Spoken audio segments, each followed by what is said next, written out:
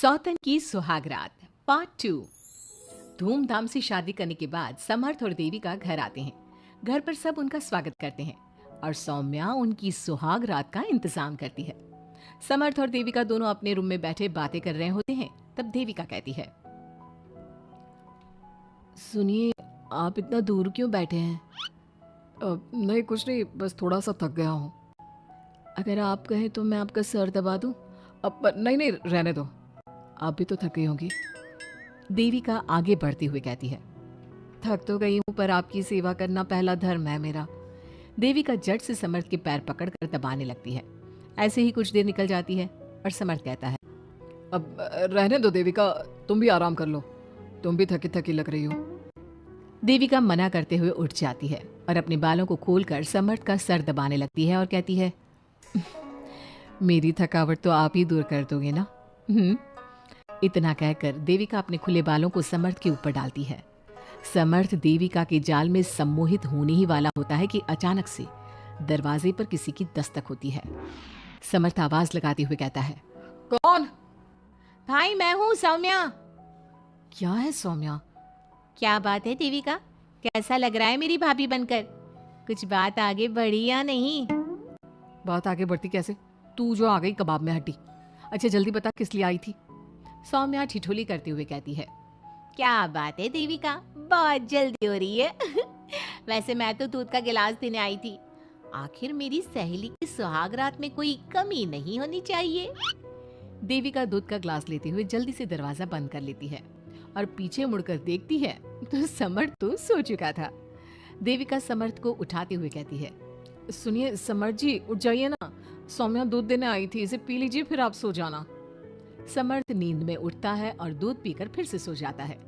देविका उसके बगल में बैठी कहती है, सुनिए समर्थ जी, आज हमारी पहली रात है और आप सो रहे हो।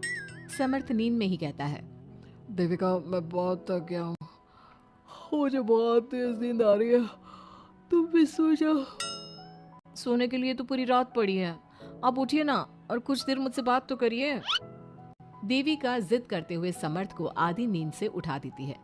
समर्थ उठकर बैठ जाता है और कहता है, बोलिए देविका जी, आपका हुक्म सर आंखों पर। सुनिए, मैंने सुना है कि पति अपनी पत्नी को पहली रात कोई तोहफा देता है, आप मेरे लिए कुछ नहीं लाए क्या? वो मैं कैसे भूल सकता हूँ, लाया हूँ, पर वो दूसरे रूम में रखा है। तो दिखाइए ना क्या लाए हैं। अरे अभी तो कहा कि तुम्हारा गिफ्ट दूसरे रूम में है, तो जाकर लेकर आइए ना। अगर अभी गया तो घर के सब लोग जाग जाएंगे और 10 तरह के सवाल जवाब करेंगे। मैं सुबह दिखाता हूँ ना। समर्थ इतना कहकर लेट जाता है और लेटे लेटे देविका से कहता है, अच्छा सुनो देविका, मुझे बहुत नींद आ रही है, मैं सो रहा हूँ, तुम भी सो जाओ। देविका समर्थ की बात सुनकर कहती है, आपको तो हमारी पहली रात की कुछ पड़ी ही नहीं है। इतना कहकर देविका भी उसके करीब आकर लेट जाती है और सो जाती है। अगली सुबह अधीरा समर्थ के रूम में सफाई करने आती है और देविका को उसके करीब लेटा देख रोने लगती है। रोने की सिसकी सुनकर समर्थ की आंख खुल जाती है। वो उठकर देखता है कि अधीरा उसके कमरे में रो रही है।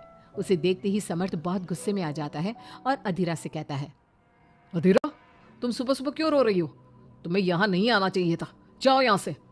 समर्थ अधीरा का हाथ पकड़कर रूम के बाहर कर देता है और कहता है, अब बिना दरवाजा नॉक किए अंदर मत आना। इतने में देविका भी आ जाती है और समर्थ को भड़काते हुए कहती है, हाँ समर्थ जी, ये रो रो कर हमारे घर में अपशगुन कर रही है, और अब ये देखो कैसे मगरमच्छ के आंसू दिखा रही है। इतना कहकर देविका अधीरा का हाथ पकड़कर घसीटती है और कहती है, अब क्या रोती रहेगी या कुछ काम भी करेगी? मुफ्त में रोटियां तोड़ने को नहीं मिलेगी यहाँ पर, चल उठ यहाँ से और कुछ काम कर। अधीरा वहां से उठकर रोते रोते चली जाती है और जाकर रसोई में सबके लिए चाय बनाती है और चाय जाकर पहले अपनी सास को देती है। चाय पीते ही मंजू अधीरा को गुस्से से कहने लगती है, लगता है मुझे मारने की साजिश कर ली है। अरे अभी तक तूने ढंग की चाय बनाना नहीं सीखा। इतनी मीठी चाय बनाई है कि कहीं मैं शुगर की बीमारी से मर ही ना जाऊं। अरे जा जाकर तू मर कहीं। अधीरा मंजू की बात सुनकर दुखी होती है। इतने में सौम्या वहां जाती है और कहती है, ये लो, महारानी अभी यहीं बैठी है और मैं पूरे घर में देख आई। अरे ओ महारानी, यहाँ बैठकर किसका मातम मना रही हो? उठ यहाँ से और जाकर हमारे कपड़े धो, बहुत कपड़े पड़े हैं धोने को। अधीरा वहां से कपड़े धोने चली जाती है और बैठे बैठे खुद को कोसने लगती है। हे भगवान, मुझे उठा ले तो अच्छा है, मैं थक गई हूँ इस जिंदगी से। ऐसे ही कुछ दिन निकल जाते हैं। अब समर्थ भी अपने काम पर जाना शुरू कर देता है। एक शाम अधीरा घर के सारे काम करके अपने रूम में आराम कर रही थी और मंजू अधीरा को आवाज लगाते हुए कहती है, अरे ओ कल मुही, अगर आराम हो गया हो तो आकर मेरे पैर दबा दे। देविका उस समय वहीं से गुजर रही थी और समर्थ का घर आने का टाइम देखकर देविका मंजू से कहती है, माँ जी सुनिए, आप कहें तो मैं दबा दूं आपके पाँव। पता नहीं अधीरा कहाँ है। देविका मंजू के पांव दबाने बैठ जाती है और कुछ ही टाइम बाद समर्थ भी वहां आ जाता है और देविका को माँ के पांव दबाते देख बहुत खुश होता है। वो सीधे अपने कमरे में चला जाता है। समर्थ को देख मंजू देविका से कहती है, अच्छा सुन, जाकर खाना लगा दे। और समर्थ थक कर आया है ऑफिस से, जाकर उसे पानी को पूछ ले। देविका उठकर समर्थ के लिए खाना लगा देती है और रात में समर्थ और देविका सोने की तैयारी करते हैं। समर्थ कहता है, अच्छा देविका सुनो ना, मेरे पास आकर बैठो जरा। अरे पापा मैं बहुत थक गई हूँ, मुझे नींद आ रही है। अरे आओ तो सही, आज तो मैं माँ के पाँव दबाते देखकर बहुत अच्छा लगा। अच्छा क्यों नहीं लगेगा भला? पूरा दिन घर के काम किए हैं और शाम को माँ की सेवा। पर मेरा तो कोई हाथ बांटने वाला भी नहीं है घर में। क्यों?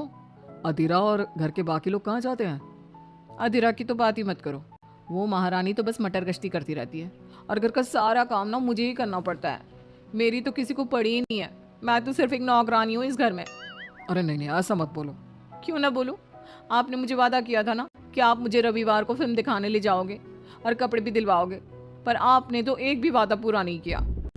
अच्छा बाबा, कल रविवार है, कल ही चलते हैं और तुम्हारी सारी शिकायत दूर कर देते हैं। खुश? दोनों सो जाते हैं और अगली सुबह समर्थ और देविका बाहर घूमने चले जाते हैं। अब समर्थ पूरी तरह से देविका के वश में हो जाता है। देविका जो कहती समर्थ वही करता। क्या समर्थ को कभी अपनी बहन और दूसरी पत्नी की सच्चाई पता चल पाएगी? अब क्या होगा अधीरा का? इसके लिए हमारे अगले एपिसोड का इंतजार कीजिए।